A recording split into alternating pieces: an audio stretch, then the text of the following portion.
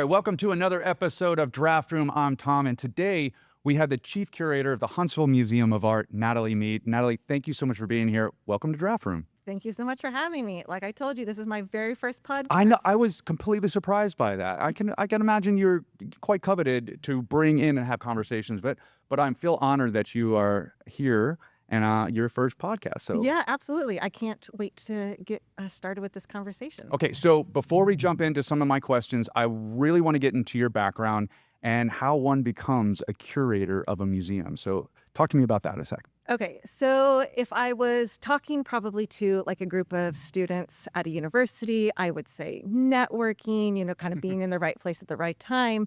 But really, it was kind of a, oh no, or other kind of four-letter word moment at the end of my college experience. Okay. Because I went to school to be an artist. Sure. So I studied painting and printmaking. Okay. I got to my senior show and people wanted to buy my art. And it was at that moment. So like all these things like right lined up, perfect experience. And it was at that moment I realized that what I had created was so much a part of me. It almost felt like ripping a page out of my diary or like, taking a part of me and handing it over. Very personal. Okay. Very, very personal. Yeah. So I couldn't sell my art. And it was like, well, You had buyers and you decided. buyers lined up and I Okay. couldn't sell anything Gotcha. because it was too personal.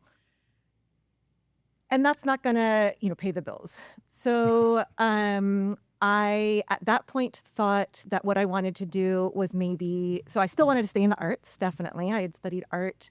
I actually went to school thinking I was going to study language, physics, and art, and got a degree in studio art. Okay. So it just gives you a little bit of background about who I am and like kind of how my brain works in this very mathematical kind of way. So I definitely wanted to stay in the arts. And I thought that because I had come from this hands-on experience that I wanted to do art education. I got a really my first paid job in an art museum was to work as an art educator for an art and science museum in Louisiana. Okay. And what I discovered that I loved the most was the stories behind the artwork. I loved being able to show a group of children, teenagers, adults, this artwork, especially like teenagers, who are going to look at this artwork and easily dismiss whatever it was that they were going to see. Like, that's not cool. I don't care. Roll my eyes. And they have opinions is what you're saying. I got you. And yeah, toughest critics. So I could, tell the story behind the artwork. And there was something in that I found a great joy and realized that maybe my career path should be curatorial. So from that experience, I actually worked 4 jobs, put myself through grad school, and got a master's degree. And then that's where networking, knowing the right people. So somebody knew that I was looking to be a curator. And I was able to transition right after grad school to be a curatorial assistant. Okay. Yeah. So that's how I started that path kind of in curating. Okay. So let's back up a second here. And for everybody out there, what is a curator and what is your job as a curator for a museum? So I like to think that my role is to be a storyteller. I typically say that a curator is the storyteller. So it's one of those things like, what is it that you do? And then what is it that you really do? So I do a lot of like paperwork and logistics. So I have a really incredible curatorial team at the Huntsville Museum of Art. But I oversee that entire department. So there's a lot of logistics related to last minute emergencies and problem solving in a way that I think people would be surprised as to how kind of stressful my job can be day to day. Yeah, well, you're dealing with artists and creatives, so I feel for you there because there is a lot of that and that goes with it, right? Yeah. I mean, but even like I said, like any kind of, best laid plans, right? So best laid plans, you think a shipment is coming on a specific date and it doesn't, and that delays. Or, recently we had a exhibition that we organize that's going to another institution, the time frame change, Yeah. and that creates like a domino effect, and you have to completely change all of your exhibition schedules. So it's kind of like this weird Sure. game of Tetris.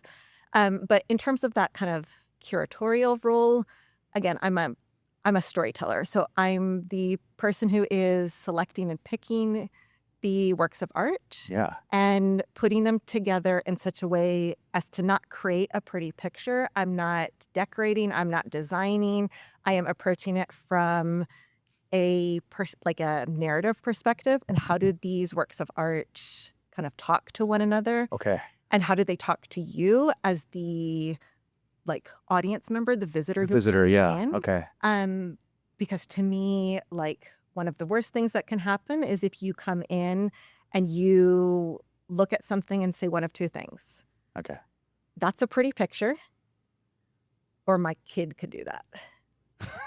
Those are the two worst things that anyone can say. That's it. Those are like, yeah, okay. Yeah.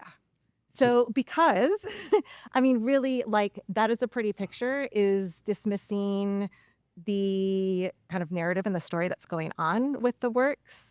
Okay. And my kid can do that is also like not fully understanding the artist's intent and kind of the story and the process, and really what makes that work of art, Sure. like, and what makes it, I'll say, worthy to be within an art museum. Okay. All right. A lot to unpack there. I want to go back a little bit to, so the one of the big things I want to discover with the conversations that I have are around the process to get to that end result, right? The process to get to curating, to developing an exhibit, and how you go about that. So when you are, what is your process to pulling in a particular artist and making it an exhibit into a museum? Is it something that you solely get to choose? Is there a board that you have to present to and then get a green light on? Or is this is kind of all on your shoulders to kind of pull in and make happen yourself? I think there's a combination of all Okay. of the above. All right. So I have, a great, like I said, working team, like Yes. everyone over at the Huntsville Museum of Art, like really, I have a lot of creative freedom Okay. that not every curator would have or experience. So, obviously there's a lot of discussion with higher ups, whether that be the director or the board. A lot of that's kind of linked to, fundraising aspects and all of these other kind of departments. And, how do you market it? How do you create educational programs? But from a kind of curatorial side, you're either getting this kind of traveling exhibition. So you're either getting an exhibition that another curator has organized from another collection or another institution. Right. And it comes pretty much prepackaged. The idea behind a traveling exhibition would be that it's almost like you unpack it and you can put it on the wall and there's not a whole lot to do. And that's to varying degrees. Okay. Then there's exhibitions that you are curating or organizing that are from the permanent collection. So those are things that the museum has actively acquired or accessioned over, the past couple of years. The Huntsville Museum of Art has been acquiring and accessioning works since 1970s. Or there's works and exhibitions that you are organizing where you are borrowing from other institutions and kind of signing what's called a loan agreement, and getting those works in. Each of those and the decisions behind them are different. So traveling exhibitions is really based upon kind of what's available. And you wouldn't accept every traveling exhibition. You really are thinking a lot about your audience, what is most relevant to audiences here in Huntsville. Right. Yeah. What would resonate with your members, that person who's never walked into an art museum before. That's a lot of times what I'm thinking about. Sure. Or is this an opportunity where the only other time you'd be able to see these works is if you traveled to, New York, Los Angeles, Rome, London, and we can suddenly bring those works here. When I'm looking at curating an exhibition from the permanent collection, I I'm not sure how necessarily to describe that process. It's almost like I can see themes and threads between the different pieces. Okay. A lot of times those are rooted in almost like a sense of humor. So a past exhibition before I got here that I had organized was on Hitchcock and Alfred Hitchcock movies. Yeah. And so I picked all of these random works of art that obviously the artist wasn't intending to reference Hitchcock, but by somehow grouping them together, I Oh, wow. could allude to a Hitchcock film. And that was just kind of a fun and quirky way of Wow. pulling Yeah. a lot of things from the permanent collection that would not have necessarily gone on view.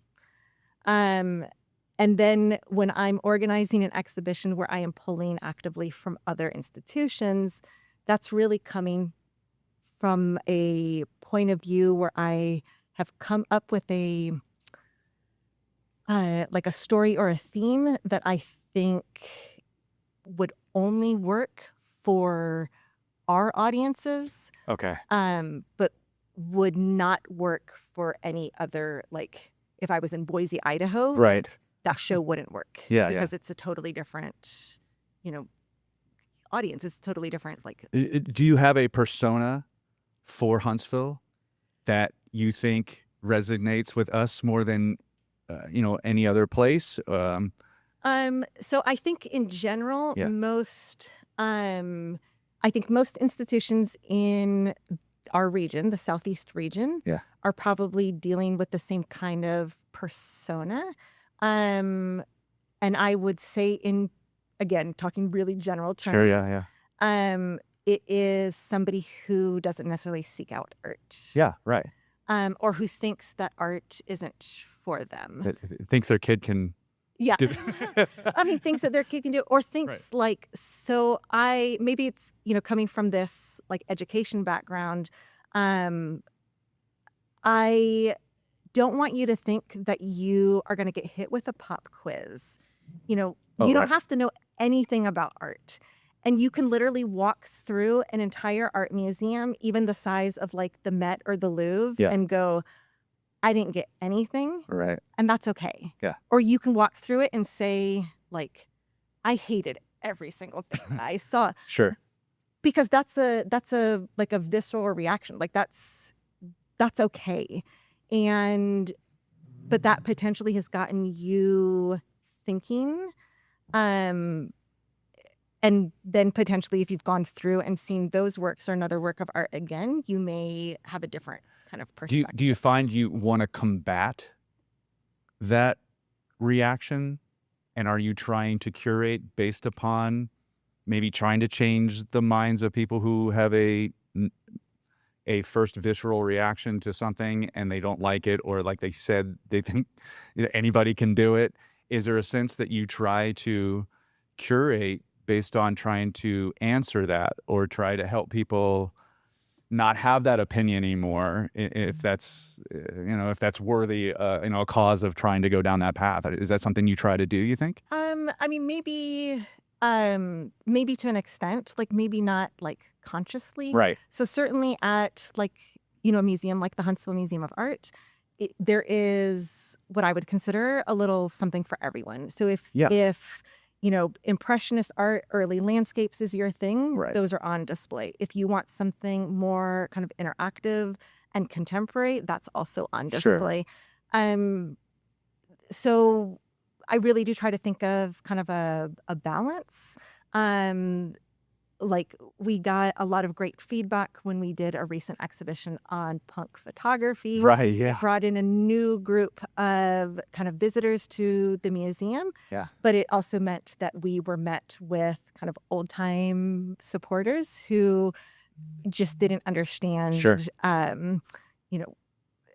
Like why we would be displaying punk photography. Punk rock In photography. a museum. Do you feel like if you get a lot of feedback that they can't understand what you did, you might be doing your job well?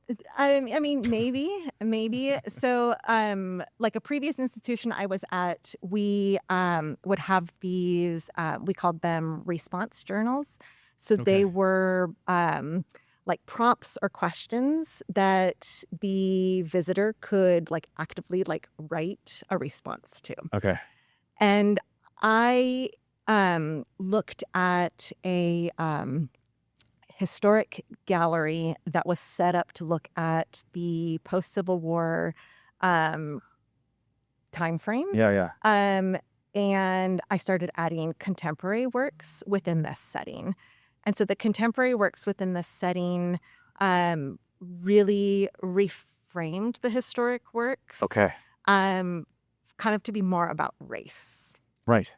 And in this response, like I don't even remember what the response journal asked. It could have asked something like, how do these works make you rethink about historic art or something along those lines? Sure. And people could respond. And there was a clear response in there where somebody said something quite negative about the interpretation that had been done. Yeah. And so that was hard to read because that's a person who's like, I can't retroactively go and have a conversation with them. I would love to sit down. Right. And, have the, curator experience. Like, let me take you through, let me show you like why I did this. And then we can have a conversation about it. You don't get to and do that. Yeah. And I didn't have that. And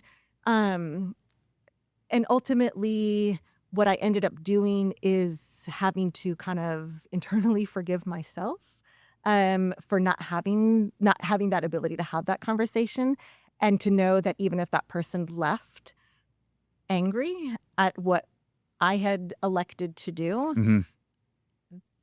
then at least it got them talking and thinking about art in a new way. And ultimately, that's what I was hoping. Yeah, I mean, I think everybody has their personal reactions to art, and that's good, and it's okay, and everybody can have. I mean, I think one of the big great things about art is everybody get to interpret how they see it, and even if it's in a negative way, it's still sort of initiating feelings and emotions. And I think when you're talking about subjects around post-Civil War and racial, you're gonna evoke those type of emotions, and I think it's unavoidable. So Right. I think you should cut yourself some slack on that a little bit.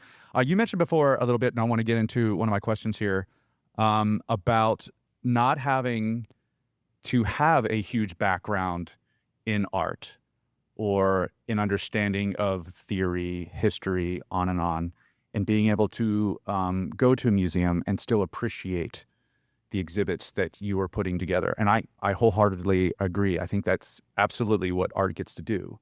It gets to make you feel things when you don't have to have a lot of background. You don't have to be a professional in that. So my question is around that we're seeing this in multiple industries where AI is kind of taken effect. And I'm curious to ask you about what your thoughts on how AI is going to change art in general, but also art in curated museums. Do you see a space for that in the future? And the reason I ask is because, with AI art, it seems there's aspects there where there's not a huge background. There's not a, in-depth sort of background on that particular artist going through whatever they need to do in his or her life to get to that art, right? It's just kind of prompt and based, right? So I'm curious on how you feel about AI art. Do you think there's space for it in curated museums in the future? Okay, so I'm not overly optimistic and I'm not overly pessimistic. Okay. In my field, it's been very interesting to watch kind of recent trends. So there is the American Association of Museum Curators, AAMC, and they host a yearly conference for art museum curators specifically. And this conference, I've been affiliated with AAMC for now maybe about at least over a decade. And they basically within each conference will kind of outline the kind of pulse of the curatorial world and what's driving the curatorial world. Yeah. And within the last 3 years, it has included discussions about AI. Before that, year over year, it was specifically about like a general topic related to diversity Sure. and everything that encompasses. So diversity hasn't taken a backseat. It's just now running kind of even keel or maybe still a little bit in advance of discussions about AI. So when I first started considering the role of AI within a museum field, it was through this conference session that was provided by SF MoMA, the San Francisco Museum of Art, where they basically had created an AI-driven almost curator that could lead you through a gallery experience based upon your level of excitement and interest. So you could have literally put in your baseline to say, like, I'm an art novice. I know absolutely nothing about art. And it would lead you through the galleries from At the museum At itself. the museum. So you would prompt it and say, I don't know anything about it. Help me. Yes. And it would walk. Or you could walk through and be Oh, I like, didn't even think about I it. have like full like education knowledge. I'm a curator. I'm an art scholar. Like I Okay. know everything about art. You try to fool me. I don't know. So Oh, like, wow. but you could set all of these things. Okay. So this is shortly before, our work from home COVID experience. And I happen to be an American with an invisible disability. So I look at work from home COVID experience, and I think of all of these really incredible opportunities that arose from a really challenging time frame. Like I literally attended studio visits with artists across the globe from my living room. Wow. I was able to attend, Smithsonian-led curator like lectures and discussions, again, from my living room. Okay. So to me, I could see how AI could create almost a even playing field and almost like a common denominator that would allow people of different abilities to learn and engage and experience art in ways that they wouldn't have without Well, these kinds for of lack of a better term, curated to that person specifically. curated to that person specifically. Wow, Absolutely. that's Yeah, amazing. Yeah.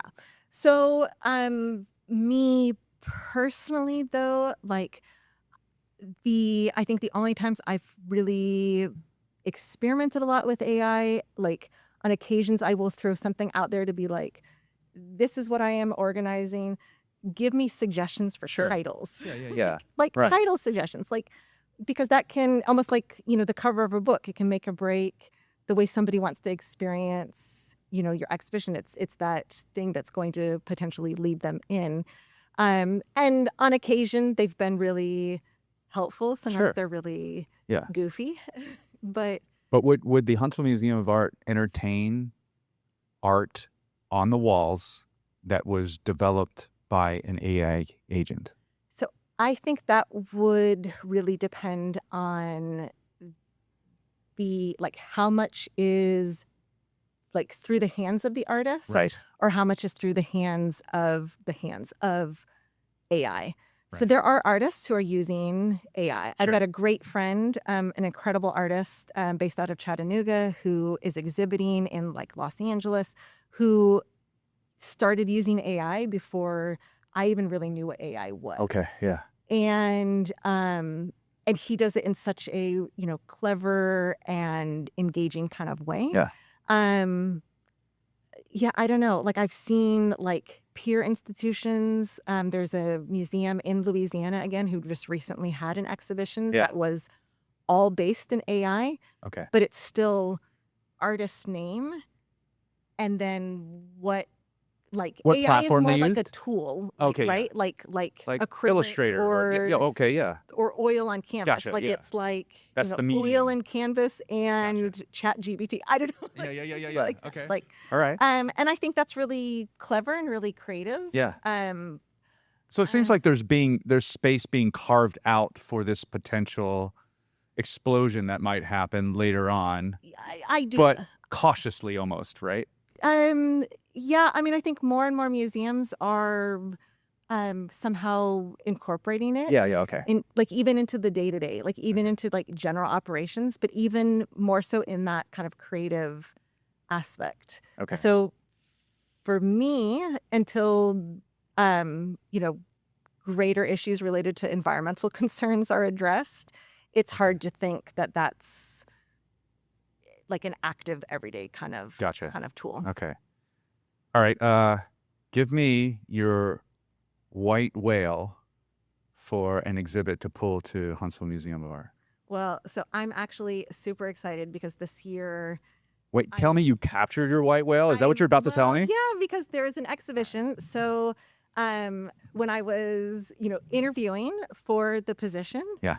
I thought this is the exhibition I will bring to Huntsville. Oh, you had it in your mind before you. Okay. I mean, after like experiencing Huntsville.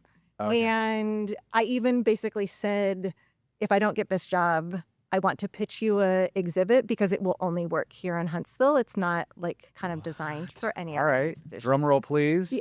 So this is an exhibition called Valor. Okay. So it is a tribute to American veterans. Nice. Okay. And it is for the very first time any institution has ever looked at the significant kind of your best known art history 101 American artists from the 20th century through the lens of their military service.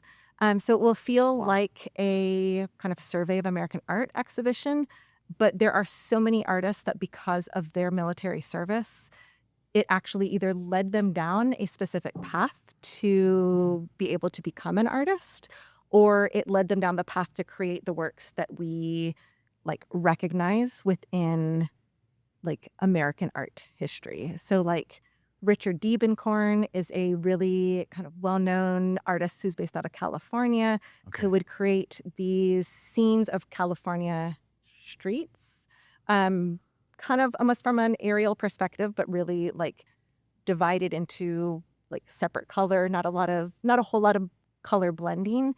And when you find out that he, in his military career, was actually a cartographer, he did, map making, then it suddenly makes sense in terms of how you can better understand him as an artist. And there are so many artists like that. Okay. And it's a really incredible exhibition. It's a really incredible way of like almost reinventing that wheel in terms of how we're looking at these artists, but through a lens that I think is really relevant to our community because of military service. That's amazing. So when is that exhibit expected to come to the museum? So that will be opening in November, Okay. so just shy of Veterans Day. But I mean, really, there are so many really incredible exhibitions that are coming up. And we've got like big names, people like Andy Warhol. Yeah. We're doing an incredible exhibition this summer that's featuring the works of 3 artists who are from or have ties here to Huntsville. Very good. So it's just, like I said, like we try to provide Yeah, a little bit of something for The everyone. museum does such a good job of combining local, regional art and international art. I think it's wonderful. So, Natalie, I have so many more questions for you, but we're coming up on time. I really appreciate you being here. Everybody should check out the Huntsville Museum of Art if you get a chance. It's hsvmuseum.org. And everybody give it up for Natalie for being here. Thank you so much. Yeah, Thank you so much. come back. We'll talk more about it. Anytime. All right, cool.